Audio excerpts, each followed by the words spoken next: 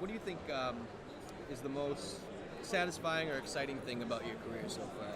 I think the most satisfying is working with the people I've worked with over the time. There was one of the famous tennis players over the years. She was quoted as saying, "You can never accomplish anything without the help of others." And I think over my career, that's so very true. I've had people, when I started doing these things, that could have very easily, and these were people I worked for, very easily said, "No, you have something else to do, don't worry about that." They didn't, they supported it. As I've gone through my career, working with people that I've worked for, working with people that have worked for me, we're always pulling the same direction. And I think that's been the most rewarding thing. The other side of that is they've been lifelong friends. They're people, as we're walking around here at RSA, you stop and talk to them, people that you work with. That's probably the most rewarding thing that I've seen. Great. So, as a member of ISSA, how has that influenced your career? Well, it's interesting. It goes back to what we were talking about before. So ISSA, when it started, almost 25 years ago now, it was basically a pamphlet and then a few people that got together.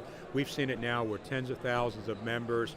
The people are more professional. It's not just a technologist configuring a router or something like that. It's the full breadth of what we do in information/cybersecurity.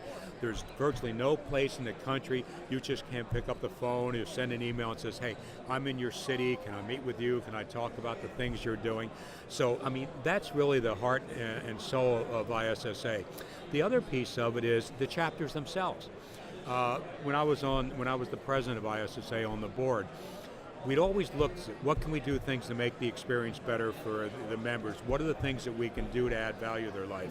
And it wasn't the board that did it, it was the local chapters that gave you the ability when you walk in and say, "I have a question about this," invariably there's somebody with an answer.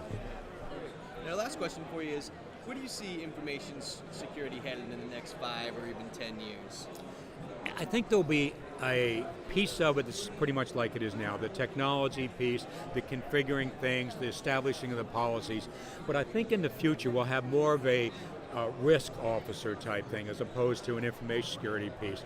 Because as we've been evolving, once again, a lot of the information security people have evolved from a technologist that really loves security to managers to executive CISOs and these sort of things.